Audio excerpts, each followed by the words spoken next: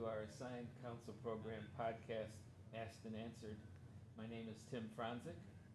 Happy to be with you as always. And joining me from the assigned counsel program is our chief of the criminal division of the assigned counsel program, Dan Grasso.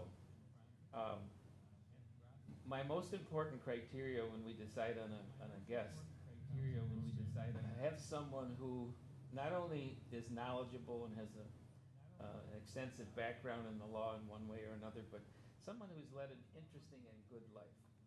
So with that in mind, I'm very happy and honored to have the Honorable Salvatore Martoche as our special guest today.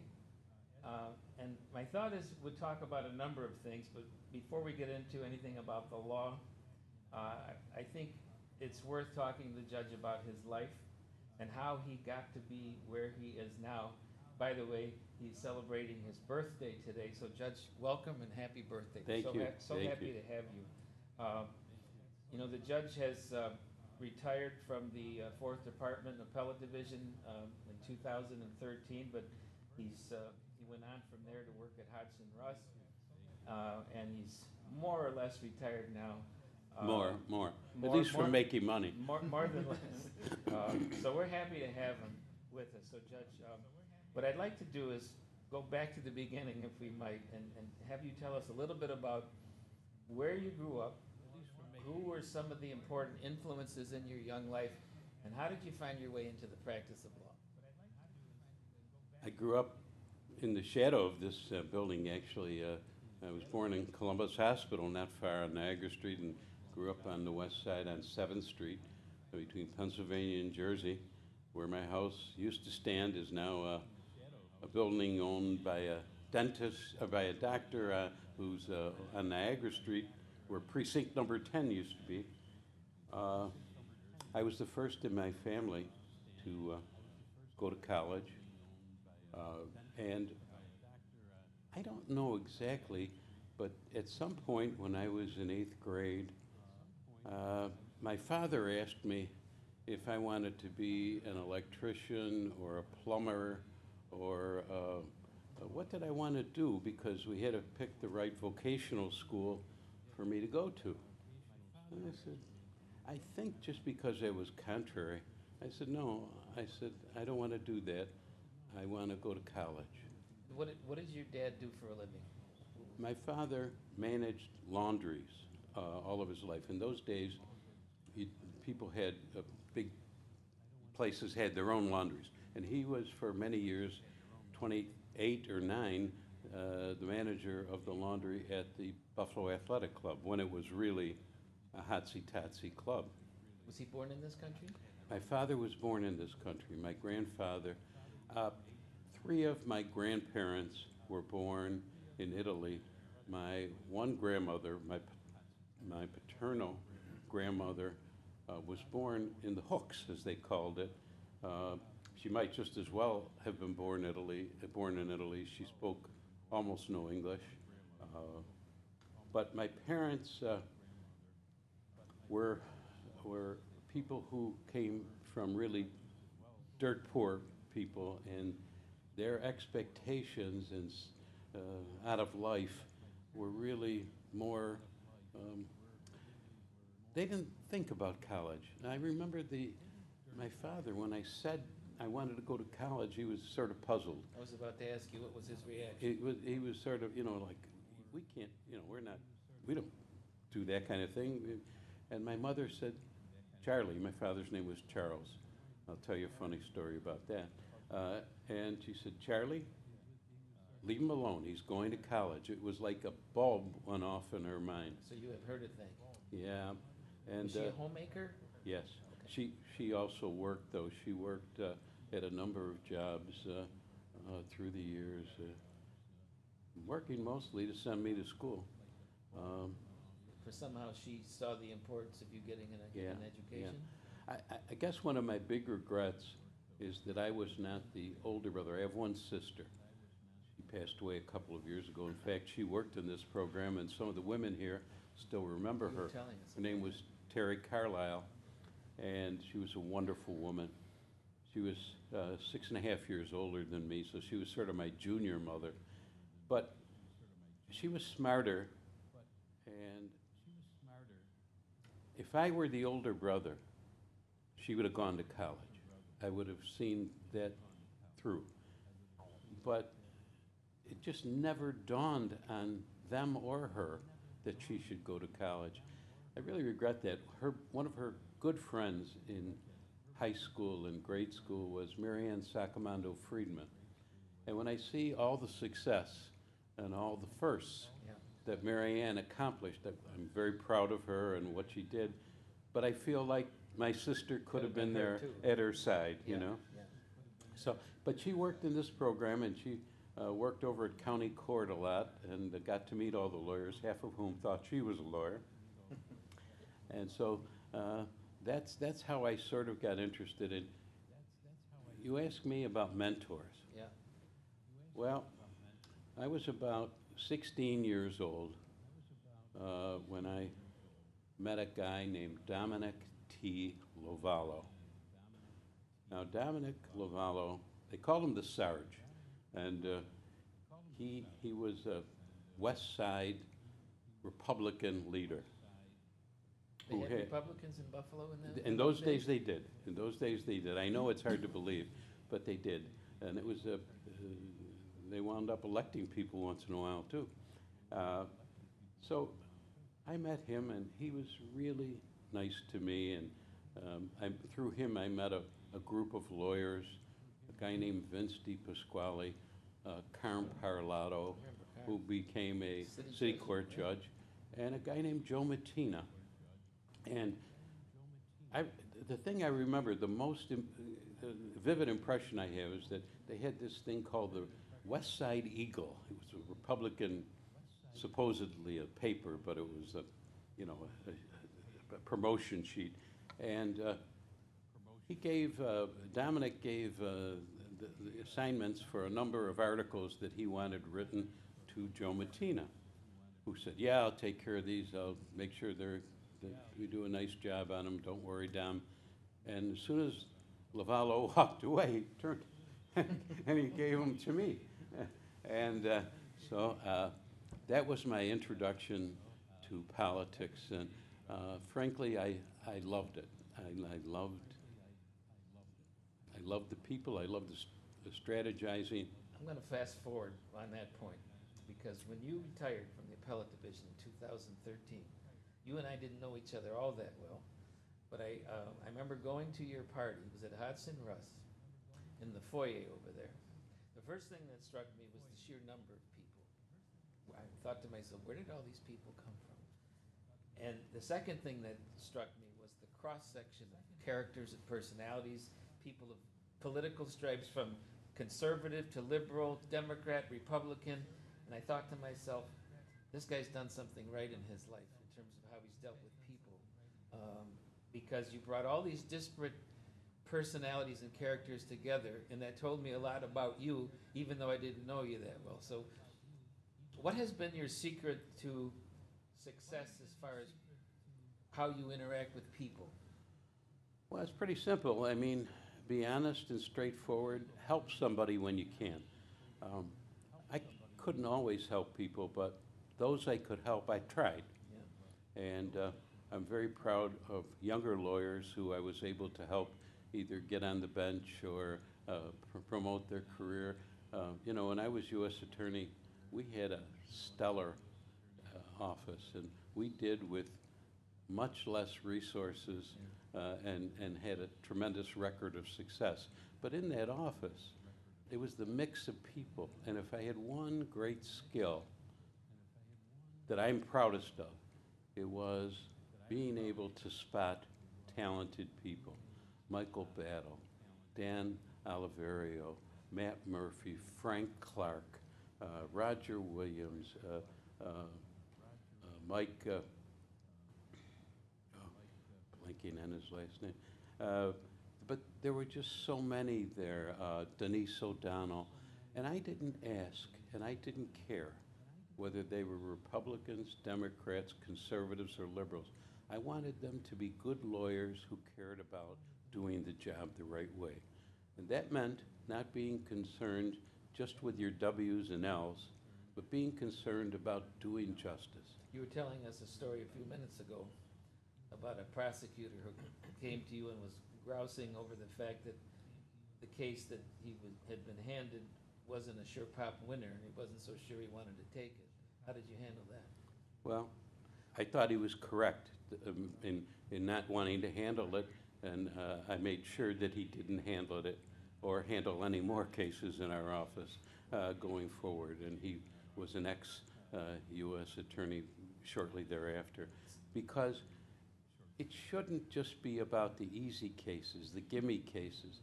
The bank robberies that we had in the U.S. Attorney's Office were wonderful in that they were not terribly complicated cases, and they were great to get people's feet wet. Mike Brady, by the way, was the name I was reaching for.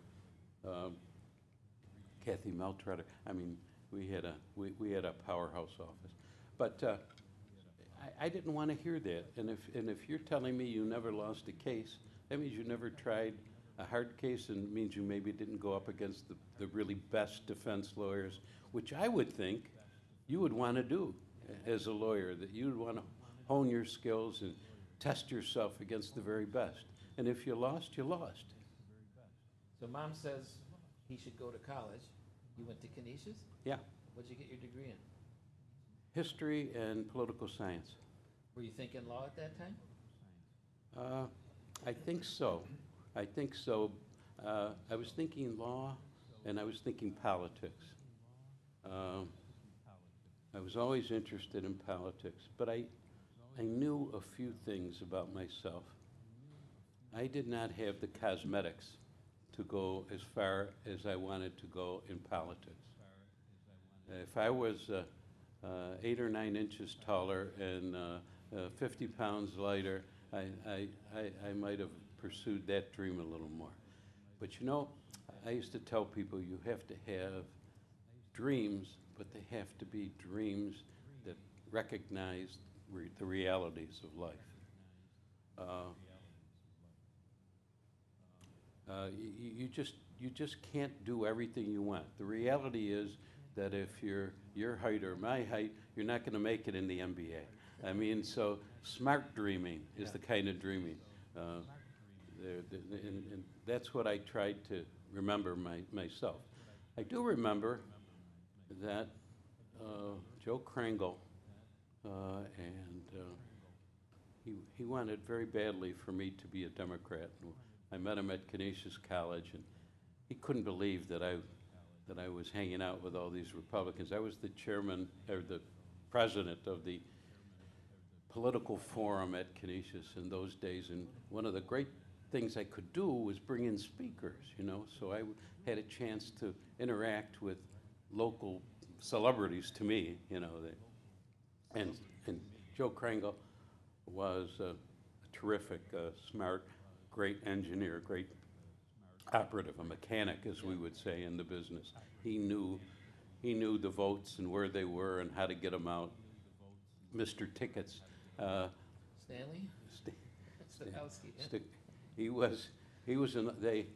They just knew instinctively how to do this politics. When I watch some of the missteps today by people who are in a position where they should know better, the kind of bad advice they're giving to people, taking good candidates, running them for the wrong office or too soon or against too strong a candidate when they're not ready to.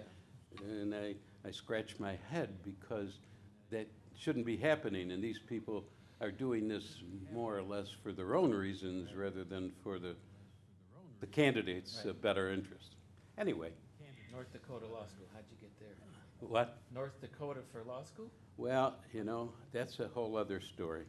I started at the University of Buffalo, and I was always a pretty up and down student. And teachers always thought I should be doing better. And I never quite did. Even when I was getting 90s, they didn't think I was living up to my potential. And come to find out, and I didn't know this for a long time, and I've never publicly admitted this anywhere to anyone, but I'm dyslexic. Really? And it is something that I thought of as or sort of my personal leprosy. And I can't tell you, even now, talking about it, it is painful. And I missed my average. I was 10 or 11 weeks away from graduation. I would never tell anybody that I was dyslexic because Does that require you to spend more time just to more sort out the things you're reading and make sense of it? words. I had to read words over and over again sometimes. Words that I knew, and they just didn't make sense all of a sudden. Wow. And it was very painful and very, well, ego deflating, I guess might be the word. And so anyway, I was 10 or 11 weeks away from graduation, and they said, you missed your average. You remember UB in those days used to be very late in getting grades out. So you could clerk in those days. You could go in the office of a lawyer, and you could finish your, you could do it actually. You never had to go to law school a day. So I took the rest of that year in the summer, and I clerked for a lawyer, Joe Mattina, and I got my certificate, so I could have taken the bar then. But something inside of me said, no, you've got to go back, and you've got to get that law degree. And everybody universally said, if you're in an accredited school and you get kicked out for whatever reason, you're not going to another school until you're in good standing at that school. And I said, well, we'll just see about that. And I went around the country in my car, and I drove to a number of schools. Schools, big and small, and a couple of them accepted me. And I went to North Dakota because I knew a guy who was on the faculty there, and it would be somebody I knew. I also thought that the idea of going away would be good for me. I'd never gone to school away in my life, and it was wonderful.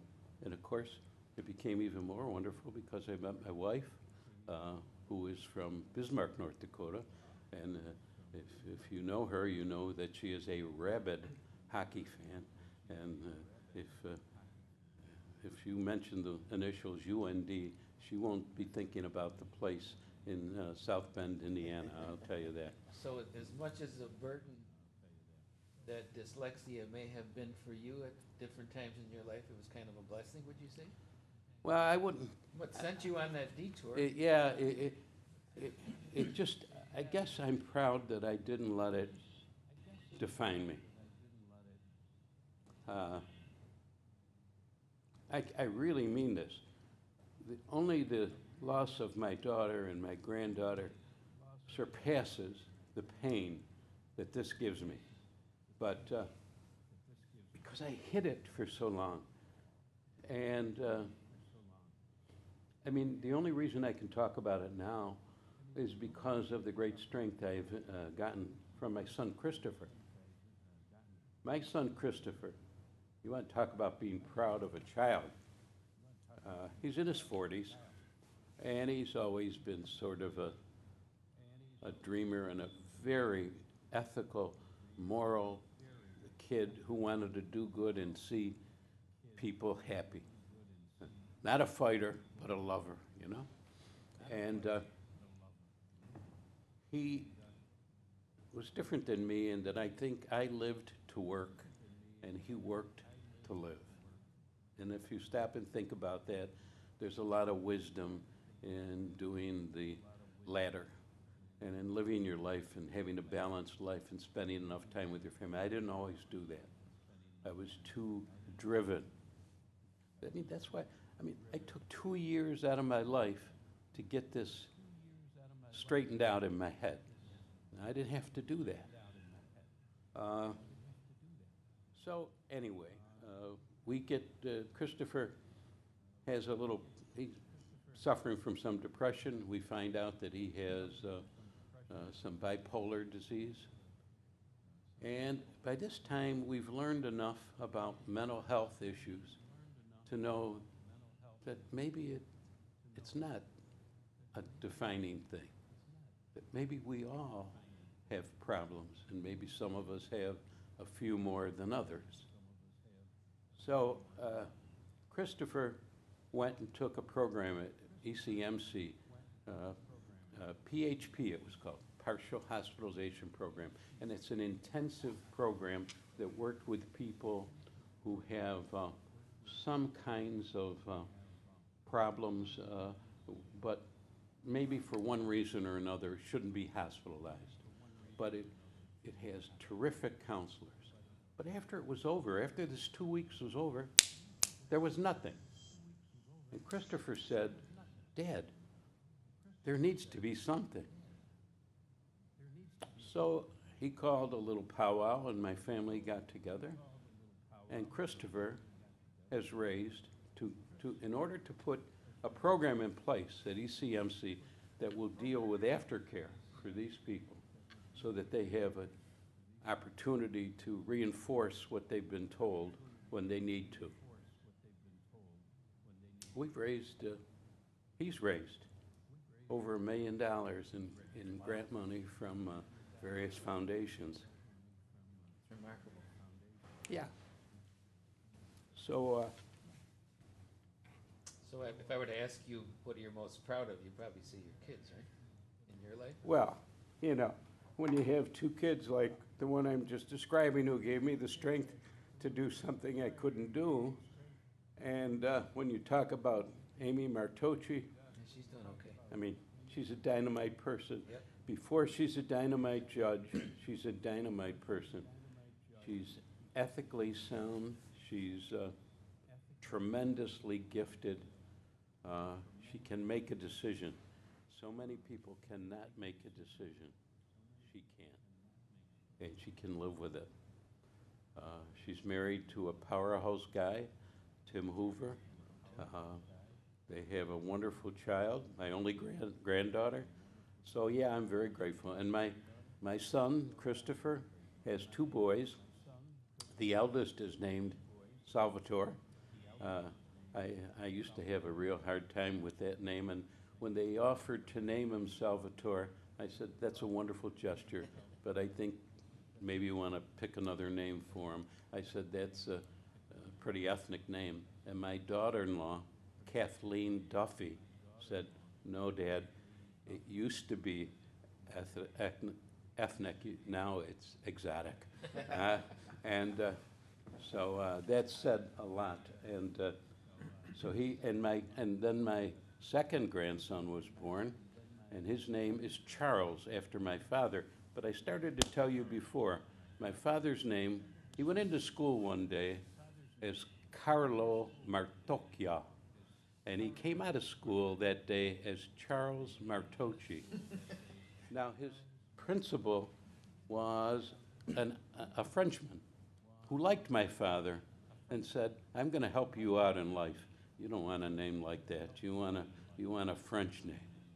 And he renamed him. My grandparents, who were illiterate, sweet, wonderful people, but illiterate, they thought this was the Americanization of the names, you know. So they all changed their spelling to his.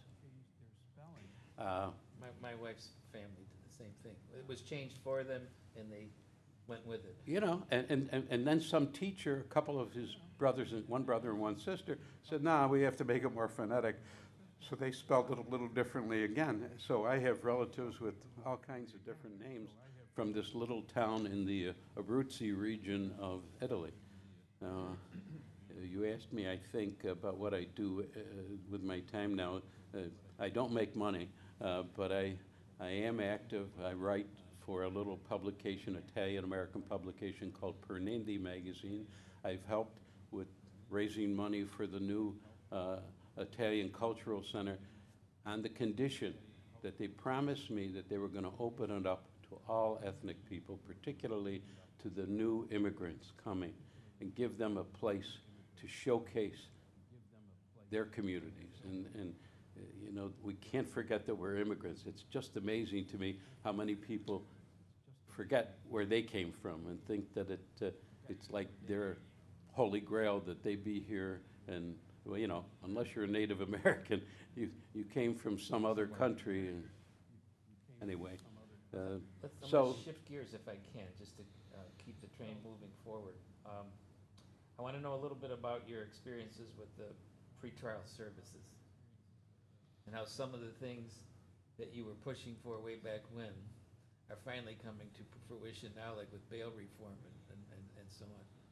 well, I ran the pretrial services and the emergency defense program. The pretrial services agency was a direct result of me. Actually, Joe Mattina and had a visit from some people from a Canadian group called the John Howard Society, and it was a group of former prisoners who said, you know, we keep getting screwed over and over again. We can't get over the hump. Somehow, we need better bail. And I watched the bail system just deny these people the opportunity. There should have been more recognizance releases, and there weren't. You know, you can set a bail at $5. If a guy's got $1 in his pocket, he can't make the $5 bail. You know, if he doesn't have relatives or family or that have anything that they could spare. So that inequity led me to think about what we could do, and we wrote a report that I sent to Rebecca Town once. I don't think she quite I don't know. I sent it to her. I never heard back, but it was a report that subtly was pointing out in a way that I thought had a chance to get some action, to result in some change. And this is before computers, and my sister Terry Carlisle, working as a volunteer in an office in the then Guarantee Building, which became, it was the Prudential Building. It had been the Guarantee Building, it became the Prudential Building, and then it became the Guarantee Building, again, yeah. So when it was the Prudential Building, it was a mess. And they had an office on the second floor that didn't have a door on it. And I was trying, I had a $7,500 grant to start this program. And I talked to the manager of the building, and he says, you can have it for nothing. It's got no door on it, but you can use it. So he thought, you know, I'd at least put a door on it. We couldn't afford to put a door on it, but we used it, and we developed a system, a hand manipulated system where we kept records that were the envy of any without computers. So I'm thinking you must be in favor of the recent bail reform, which basically limits the cash bail situation to the more serious qualifying offenses and basically forces judges to look for non-monetary, least restrictive conditions. Yeah, but it went too far, as often happens when the pendulum swings. That's right. It goes too far, and there are certain restraints that bail has to offer. But if we're going to have some kind of system of punitive bail, some system to hold people, let's call it what it is. Let's not say we're calling because we're afraid they're not going to come back. If we're afraid they're not going to come back, and honestly afraid of that, that's a real reason to set a bail that it makes some sense. But you know, when you call family members and friends and they put up houses and other things as collateral, there's a show of faith there that I don't think can be ignored. But anyway, we also got the Bar Association to, on weekends, there was no lawyers. The public defenders didn't have the funding to go in. And so we had the Emergency Defense Program, which was a sort of sister program. And lawyers, without getting paid, volunteers, would go in with my kids, mostly law students, mostly women. People said, why'd you hire so many women? Because they were more dependable. You know, simple, had nothing to do. They just did the job better. They were more dedicated. Hired a lot of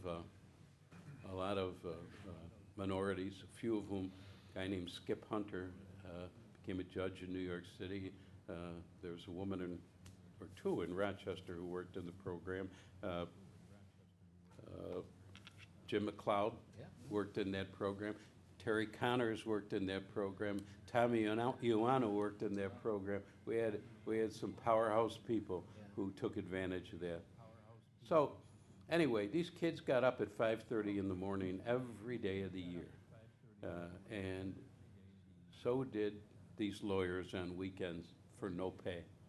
That doesn't say something about the Bar Association of Erie County. I don't know what does.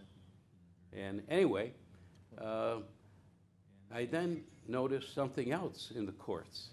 I noticed that all these cases that were fringe cases that maybe didn't belong in that courtroom setting, neighbor disputes, dog bites, boundary disputes, all of that, judges would put them over to the end of the calendar and then adjourn them. And they did this over and over again. So these people were realizing that their cases were never going to get heard, and half of them hated the justice system. I said, there's got to be a better way. And so what I did was I was counsel a few years later to the majority leader in the Senate, a Republican, and I went over to my counterpart in the Assembly, Democrats who were more tuned into these issues, and I said, look, how about if we have some kind of dispute resolution jobs that are given to lawyers, or anyway, not to judges. Well, the judicial establishment, once these bills started floating, didn't like the idea of taking any of their power and their jurisdiction away. Even though they didn't like working those cases. Even though they didn't like working those cases, they didn't want it taken away from them. You got it. Yeah. So I went to see Lawrence Cook. Larry Cook was the chief judge at the time.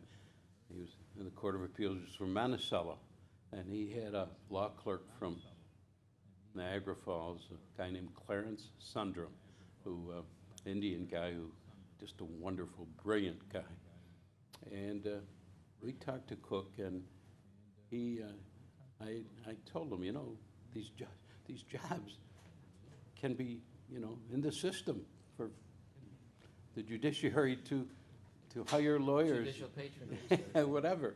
And he got religion. And so we got started, and anyway, it was one of those things where we did a pretty good job of promoting it, and then some realistic concerns decided that the best alternative would be to take it out eventually of the courtroom and put it into neighborhoods where it would be maybe more accessible to people.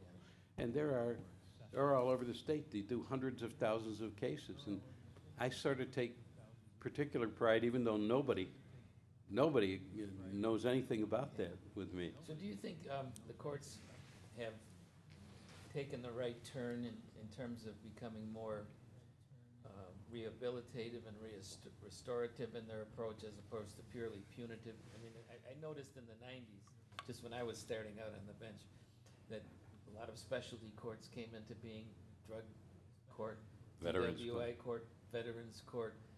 There's human trafficking court, which came a little bit later, and it seems to be much more service-oriented and treat the problem rather than incarcerate the offender. Yeah. Does that make sense? Has that made sense to you? Absolutely, because you have a hammer. Because you can send people to jails like drug addicted persons. You can tell them all day, we want you to go to some treatment program.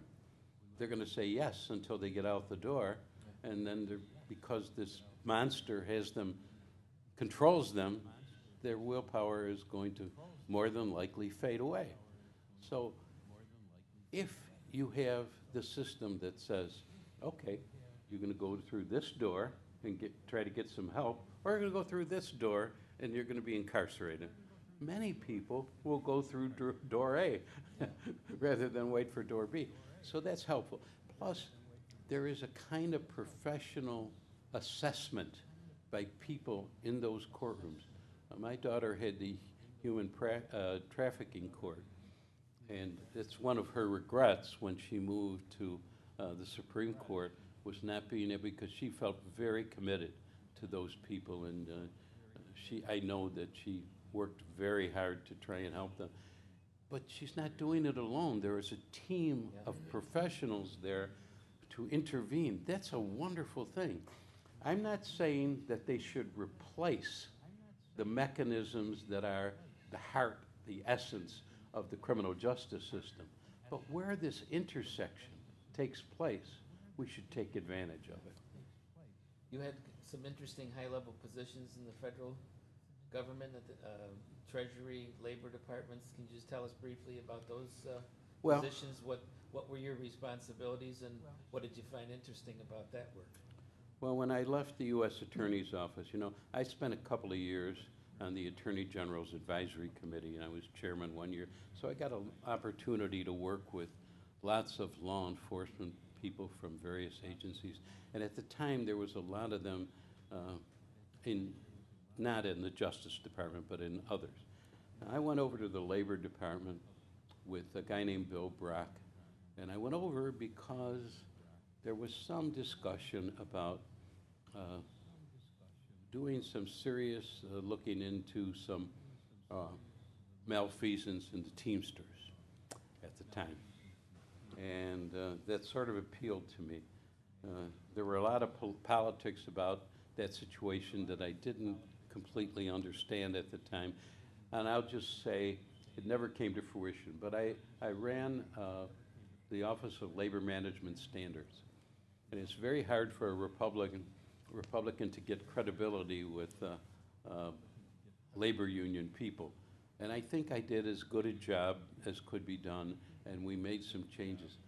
And one of the other things I found is that whenever a new form or a new way of doing things was adopted, it only was an extra layer, so that there was all this unnecessary layering behind it. And I took that out, and we cleaned that up, and that was, I think, one of my significant contributions there.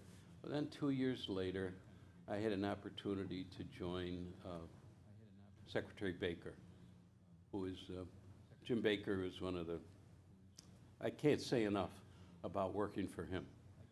I was not an insider with him. He didn't owe me anything.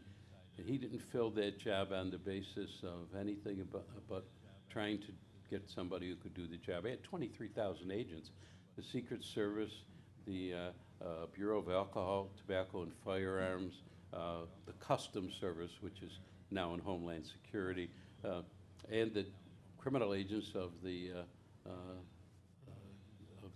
IRS were all reported to me, as Doug Turner, who was the former editor of the Courier, who was the bureau chief for the news at the time, wrote, he said, I have more agents than the FBI, and I did. But they were all little fiefdoms, and it was always the big challenge in Treasury was that you were running an agency that dealt with criminal problems and not banking problems, not financial problems. So you had to be very careful about using your opportunities to make a change. Anyway, it was a wonderful experience. Unfortunately for me, Secretary Baker left to run the second campaign for President Bush, first President Bush, who was a great man, and didn't have the charisma of his predecessor, President Reagan, and therefore did not get all of the accolades he should have. And he wasn't the kind of the wonderful thing about Ronald Reagan was he had a philosophy. He understood that you were the expert in your particular area, but you had to adhere philosophically to a program, and if you did, you were on your own to sort of do it. He let you do your job, and so did the people who worked for him. And he was probably smart enough to know what he didn't know, right? Precisely, and that's a great skill in and of itself.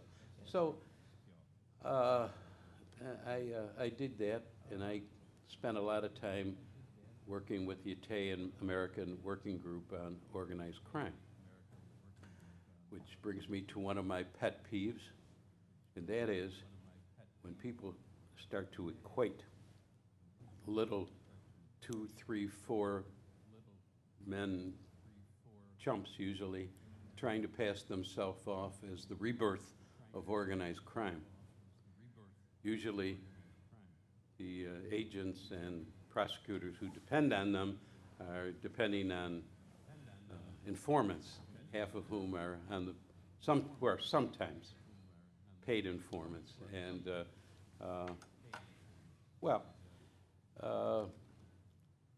it bothers me that in this country we can still have something called the Bills Mafia. You know, that I'm glad you mentioned that, because as big a Bills fan as I am, and as much as I admire people who are rabid fans, I wonder, did anybody ever research the meaning of that term? I don't know that there's any positive spin on that word. These are killers. These are people who preyed on the most vulnerable in a community, who took the opportunity that was given to them by prohibition to spread their venom through into the tenets of government and business in a way like it was a cancer. And we sort of pay homage to it, but the Buffalo Mafia. Are you kidding me? What other ethnic group? Now, you happen to be from an ethnic group that has suffered its own indignities. And I understand, and there are many, and I don't mean to equate what Italian Americans have gone through with what others, particularly African Americans and Native Americans, and rightfully, the Italian Federation took down a statue of Christopher Columbus. Here we are on the real Columbus Day, October 12th, on my birthday. And I'm saying to you, it was the right thing to do. Some Italian Americans would say, no, we should have left that statue there. We shouldn't let them tell us what to do. No, no, no, no. We don't want to hurt one another needlessly. There's too much of that going on in this world as it is. What we need to do is really in our hearts understand that there are people who find this offensive. And if we can't convince them that they shouldn't be offended, then we should take away what offends them. Now, I say this recognizing that I have a real problem with revisionist history, because history has always been used. I took a course in historiography when I was a kid in college, and it was the most eye-opening course I ever took. When you're reading history, you better know the historian that wrote it, the background of that person. You should know what they wanted to accomplish. And then we know that no history that we read in the books was pure as Simon, that it's all sort of tainted. And the taints go along with the political realities of a time and place. Right. And the other thing we should learn is that it's very difficult to judge by 21st century mores and ethics what happened in 1,000 years ago, 600 years ago. It's a different time. I'm not saying it was right. Please don't misunderstand me. I'm saying it was different. But I'm saying that no ethnic group should be harmed by this kind of, misperception. And it pains me to see Italian Americans taking almost pride in this. These people who are nuts over The Godfather. I want them to see Donnie Brasco, and Goodfellas. Those are more realistic depictions of this whole thing. Since you moved into the movies, we can't conclude this conversation without talking about Hide in Plain Sight. Because I know you had some involvement in it, or it was a movie made in 1980 featuring James Caan as the lead character, kind of a blue-collar guy who's, I guess his wife had a bit of a wandering eye, and she got attracted to a mobster who got involved in a crime, and then he decided to flip on his bosses. So she and her new husband, and her children, by James Caan, get swept away, and they vanish. And the movie's about this guy trying to find his way back, or find his family, and the bureaucratic wall that he runs into. But how did that movie come about, and what do you have to do with it? Well, you know, this fellow, a really wonderful blue-collar guy, everyday guy, comes to see me. And his name is Tom Leonard. And he says, the government took my kids, and I've been looking for 3 or 4 years, and they won't give them back. So I think this is some bureaucratic mistake. I'm a young lawyer. I later find out he had been through a ton of really very good practitioners who said, hey, there's no way I can help you. I was too dumb to realize that he couldn't be helped, and I just saw an injustice. And I really said to myself, this is the reason I went to law school. This is why I'm doing what I do. Yeah, I'll try and help you. And I had every expectation that I would never be paid, and I was correct. And in dollars, but I was paid in a million other ways. It really defined my career in a lot of ways. Now, the case is, as you said, about a guy who loses his children. They are secreted in the first witness protection program. There were some people who were brought in here because this was a perfect size to try a model of a new program. The idea was to undo the mob. You know, since Valachi squealed, it's different, but there were opportunities to undo the mob that came up that would never have come up before because of Omerta and all that. That's a whole other story. There was this guy, Pascal Calabrese, Patty Calabrese, who was a third-level mafia associate, as they called him. And he wanted to be a made man. They would never make that imbecile a made man. But he was a very clever guy. I dislike him to my core. But he's passed away now, and I really need to give it up. But he married this woman, Rochelle, who had not had the benefit of divorce from my client at the time they were married. And the government and their lawyers took this family and secreted them to protect them from the mob. The only thing was, the mob was more interested in keeping him alive than anybody, because they wanted to get the guys who were on trial that he was going to sing on, they wanted to get him off the hook. And if anything happened to Calabrese, it would. And by the way, throughout the years, Calabrese kept coming back to Buffalo, and they, they're not stupid. They know he's coming in. He also lived in Reno, Nevada. Now, if I'm trying to avoid organized crime, Nevada is the last place in the 60s and 70s that I want to be, because there's not gambling all over the country. Everybody who wants to do gambling is going there. The mob is there. So it was just nonsense. But I saw a constitutional question here. I saw a person being separated from his children by his government. And I said, this is nuts. This can't be happening in America. I don't care how much they want to get the mob and how much they should be gotten. They can't do it. I'd read these letters. Thornburg, who was Attorney General one day, he wrote one of them. We appreciate the sacrifice you're making for your country. Well, screw you. Those are my kids. You make the sacrifice. Send them your kids. I want my kids back.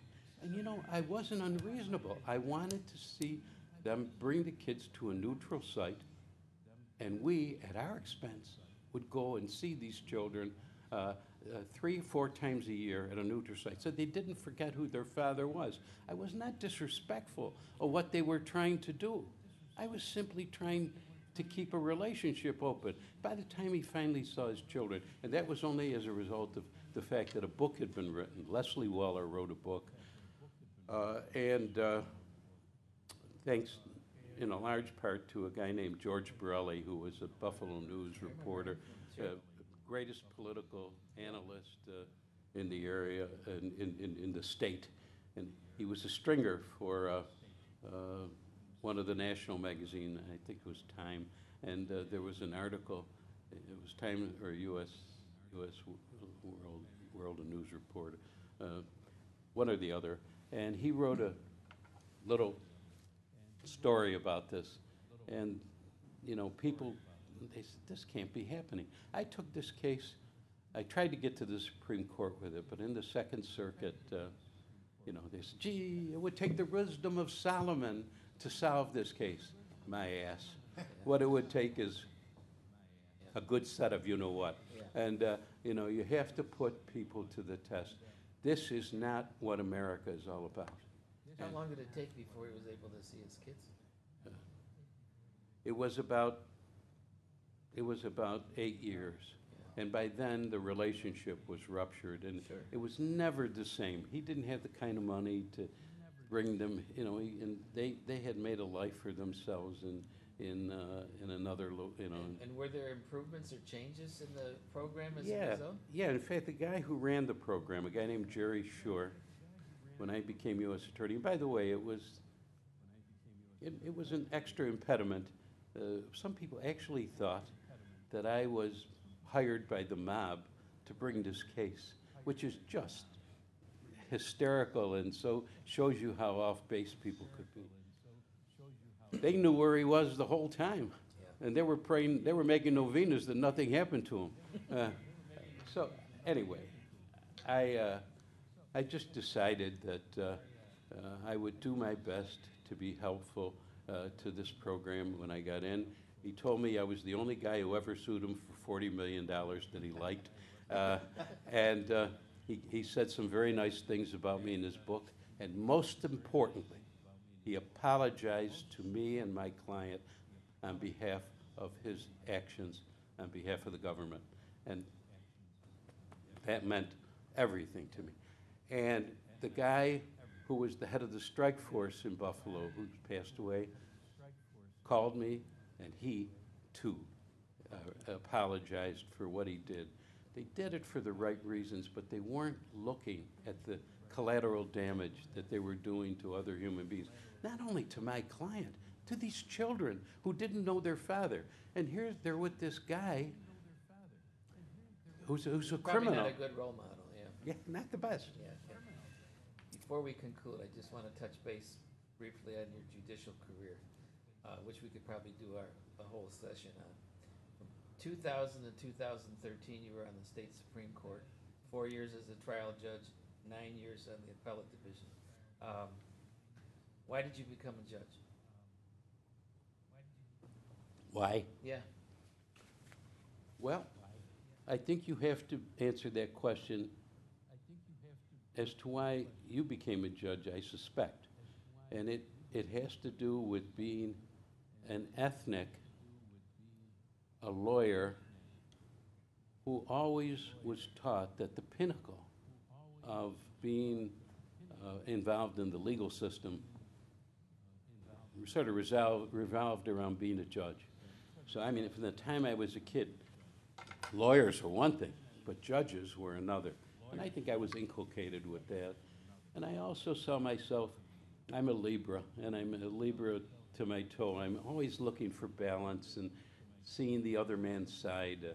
Chapter 48 of the book that you mentioned mentions that about me. Yeah. And it's pretty accurate. He was amazing, this guy Les Waller. who wrote Dog Day, Dog's Day or Dog Dog Afternoon. Night Afternoon. Oh, yeah, He's great the- movie with Al Yeah. Pacino. Yeah, well, he wrote the book. He wrote that book. And, you know, I had done so many other things. Frankly, as I look back on it, I was maybe a little too impatient, and the bench was a little dry at times.